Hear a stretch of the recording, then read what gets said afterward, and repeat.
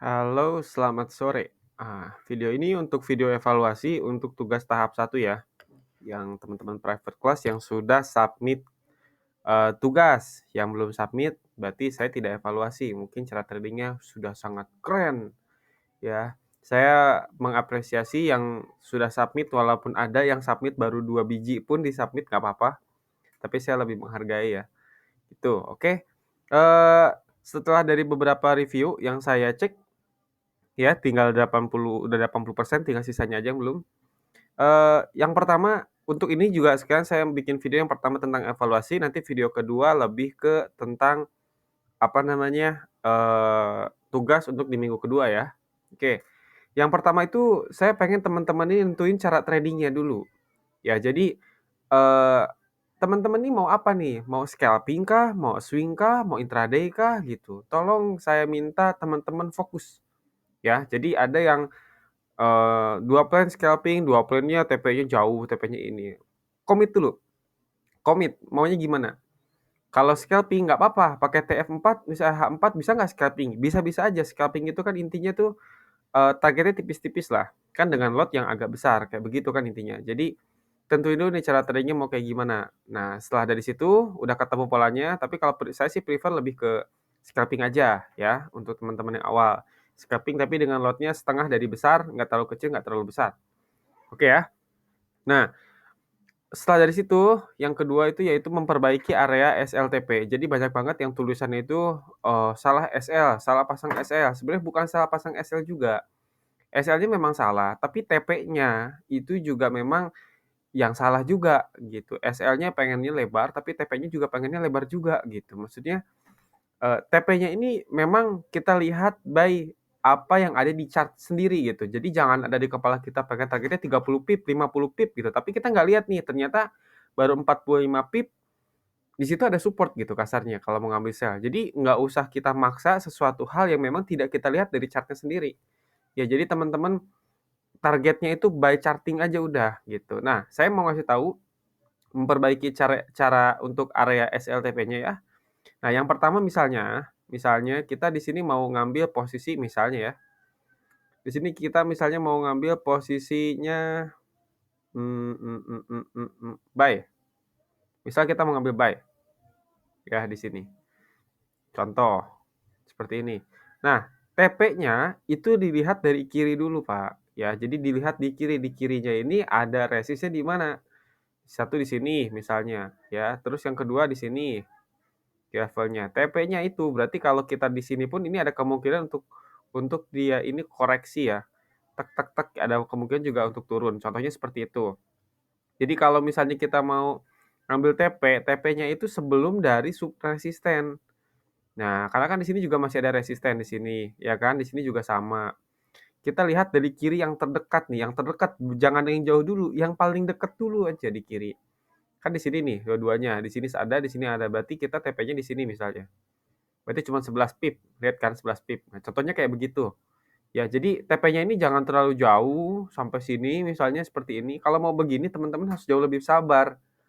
Berarti bukan scalping namanya, berarti lebih ke swing, ya kan? Lebih sabar. Tapi kalau mau main tipis-tipis, lihat kiri. Ya, lihat kirinya, resisten terdekatnya di mana. Dan kita jangan sampai TP itu di area tepat seperti ini gitu. Gitu. Jadi pastikan TP-nya ini sebelum SNR dan SL-nya itu lihat juga kirinya dulu di mana. Ya gitu. Jadi kalau teman-teman mau SL-nya tipis seperti ini, tipis misalnya seperti ini ya, tapi teman-teman nggak ngeh kalau di kiri ini ada support yang nanti pun harga bakal mengejar ke situ. Jadi SL-nya baiknya di bawah seperti ini. Gitu ya contohnya ya. Contohnya seperti ini gitu. Jadi pastiin di bawah banget, di bawah dari area ini karena pasti ada rejection sama hitungan spread. Ingat-ingat nih ada spread ya jarak. Jadi untuk SLTP sendiri pastikan TP-nya ini lihat kiri dulu. Ya, jadi jangan serakah sampai ke atas begini tapi teman-teman nggak lihat kiri. Bisa begini tapi teman-teman harus sabar. Mungkin TP-nya itu nggak di hari yang sama gitu.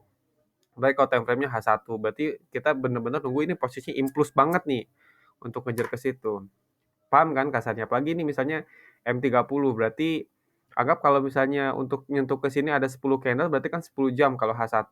Kalau misalnya 30 berarti sekitar 5 jaman, kan begitu ya, gitu. Jadi teman-teman, fokusnya seperti ini dulu ya, untuk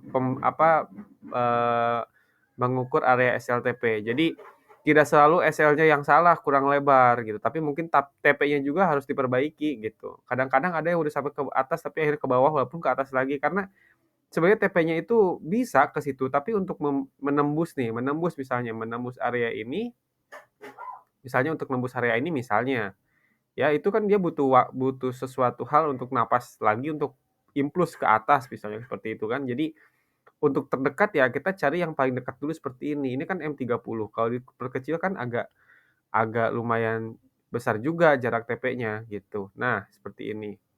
Itu jadi pastiin lihat di kiri ya, lihat di kiri nih, area terdekatnya di mana nih? Saya di sini. Sama kan? Berarti kita di bawahnya gitu. Paham kan? Gitu ya. Terus eh yang ketiga adalah minimal 90% PO ya. Jadi dari banyaknya cara tradingnya saya pengen 90% PO semua.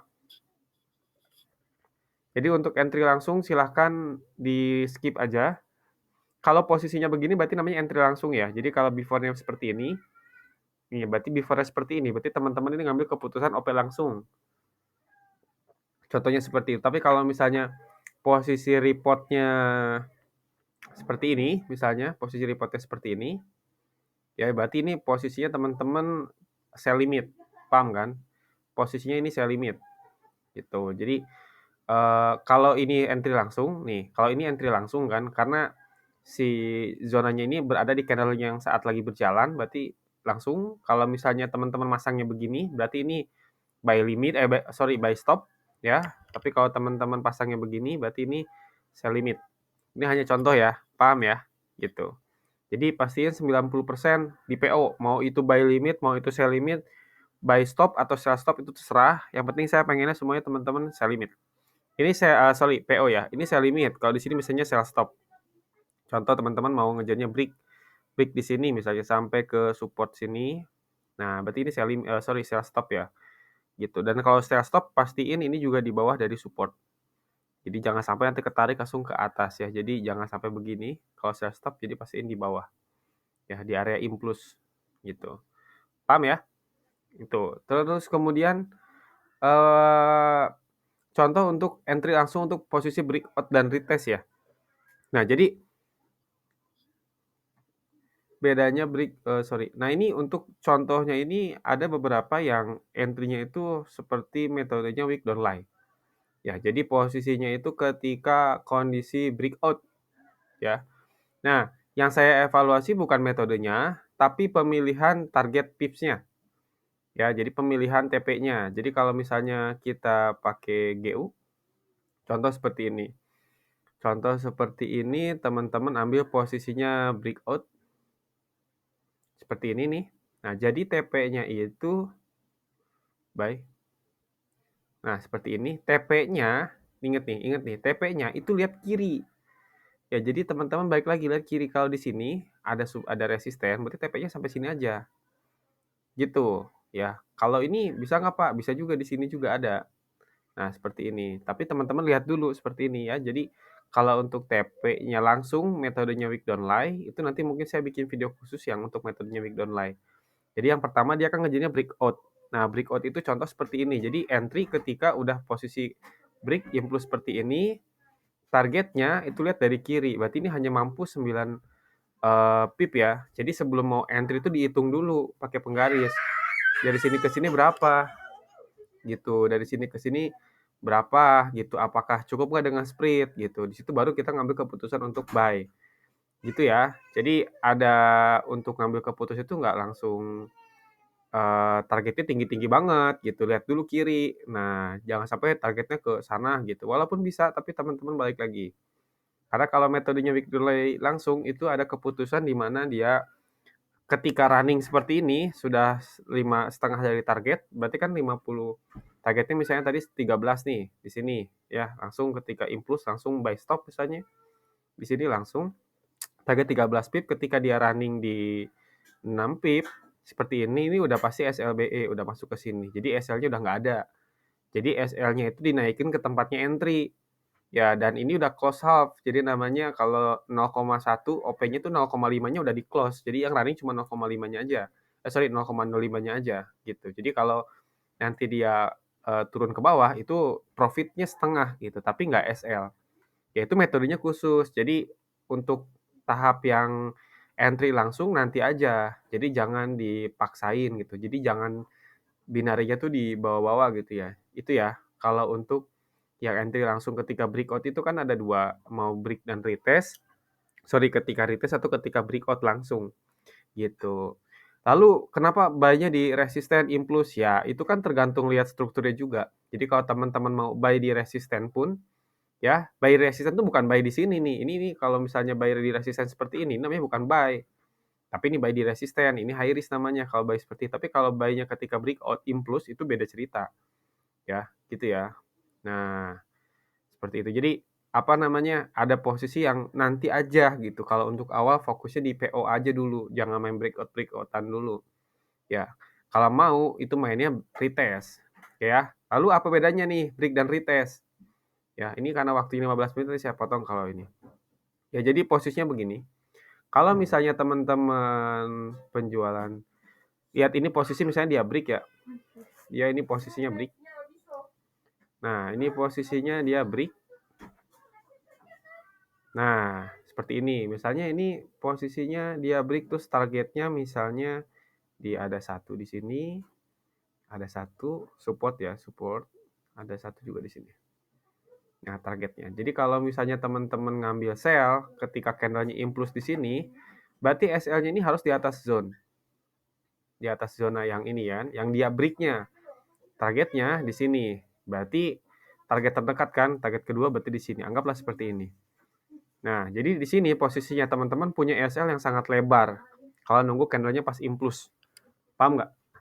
Jadi teman-teman meresikokan 36 pip untuk dapat 23 ya. Nah, itu jadi kan agak jauh kan SL-nya gitu. Nah, kalau nunggu retest itu teman-teman bisa minimalisir dari jarak kalau ini tadi dapatnya berapa? Contoh ketika impuls ya. Jadi ketika break berarti 24 pip kan dengan SL 35. Tapi kalau teman-teman open posisinya ketika retest pasang PO di sini, berarti teman-teman riskan tuh hanya 8 pip dengan targetnya jadi 50 pip. Paham nggak? Jadi kalau teman-teman langsung breakout, langsung open posisi kayak begini, tapi kalau retest dengan PO, ya jadi kalau udah break teman-teman pasang PO nggak langsung sell. Nah, itu seperti ini. Jadi beda ya, kalau break teman-teman SL-nya jauh lebih lebar, beda dengan posisi ketika retest gitu. Gitu ya posisinya. Oke ya, nanti saya lanjut ke video yang kedua ya.